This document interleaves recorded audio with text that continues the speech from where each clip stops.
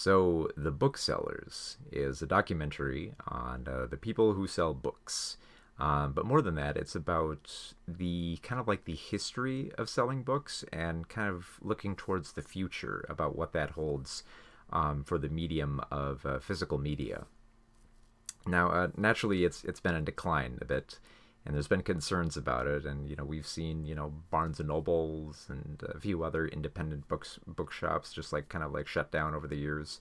As they note in the film, there used to be like over 300 bookstores in New York, and now there's less than 100 now. So it's very much changed.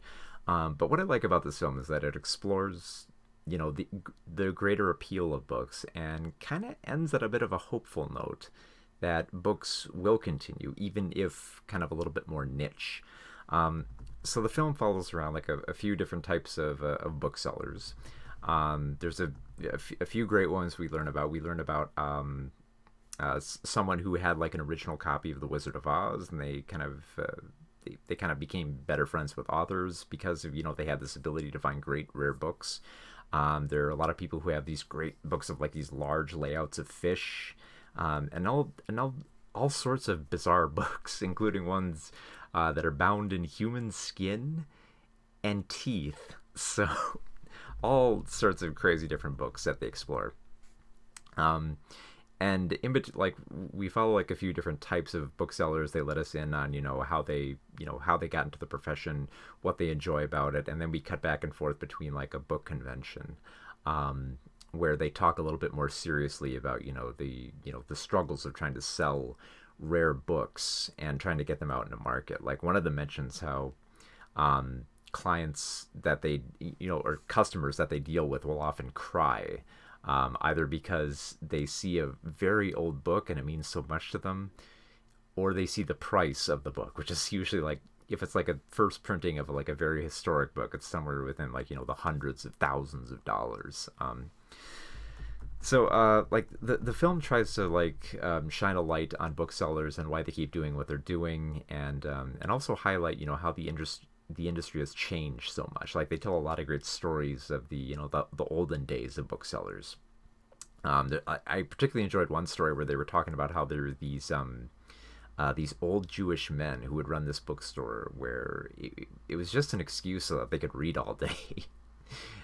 So like they had no idea what they had in stock. They just had books that they would sell you anything.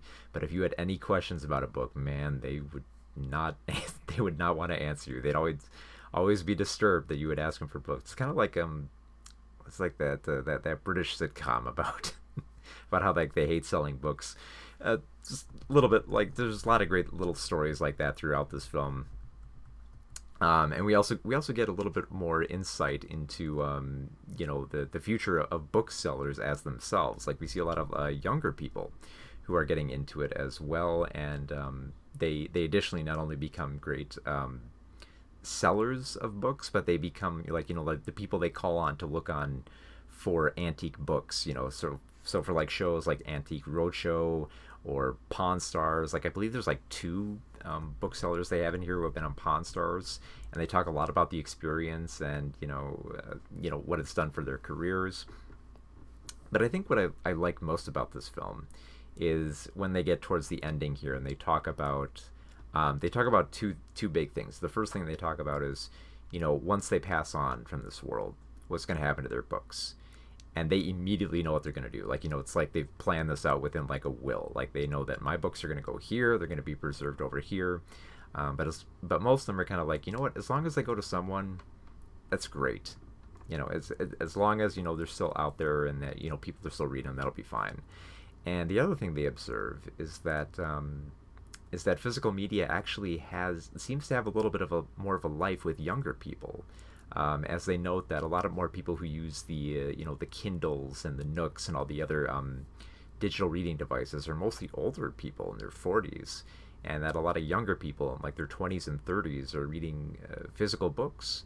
And I can attest this is actually true. Like I've actually got like a few books down here that I've been reading lately. So I've got like I have like the Pynchon novel. I have like these are old writing books from my grandpa that I inherited. I've been digging reading these, and honest to God, I cannot find my Kindle. So, I have one. I read some digital copies on it. I have a Kindle app on my phone that I read sometimes, but more often than not, I do read physical books more than anything. So it's kind of encouraging for the future, and it's interesting to sort of get into this world and into this mindset of people who specialize in books and can see, the good and bad that has come with with like the bigger stores and like digital devices, which and the coming of the internet, which has not only made digital copies easier to attain, but physical copies as well. So like the brick and mortar independent bookstores kind of suffer because of this, and they highlight how if you're a bookseller, just finding and attaining the book is just is either like half or all the fun for most people.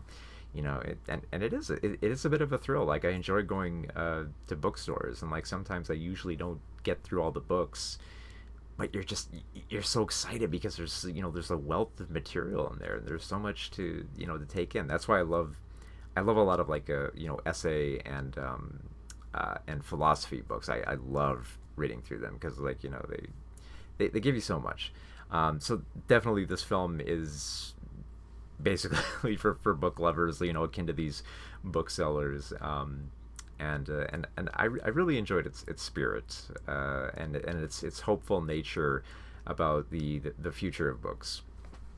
So yeah, it was quite a charming documentary. It does kind of like, here's the thing, like they want to set up that booksellers aren't the typical thick glasses librarian attire.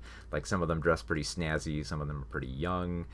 There are a lot a lot more older sellers at these book selling conventions that are apparently that have shrunk since.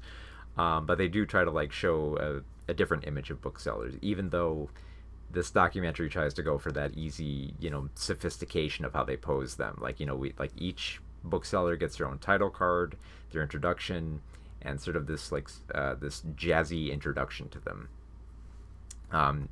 So yeah, it's basically like if you love books, this is like pretty much mandatory viewing, and rather intriguing. I thought I really enjoyed a lot of these interviews. So for the booksellers, 3.5 out of 5 stars.